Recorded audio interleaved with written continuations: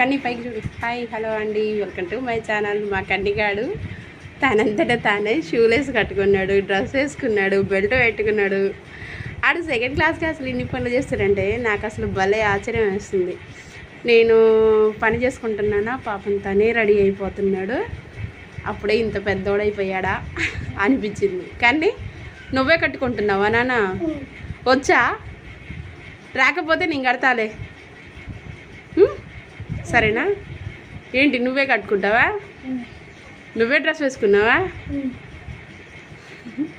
Belt నువ్వే పెట్టుకున్నావా?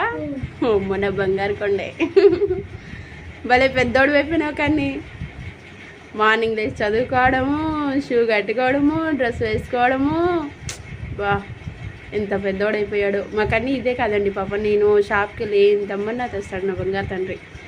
ఏ పని చేయమన్నా చేస్తాడు. ఆడపిల్లలు లేని లోటు తీరుస్తున్నాడు నాకు.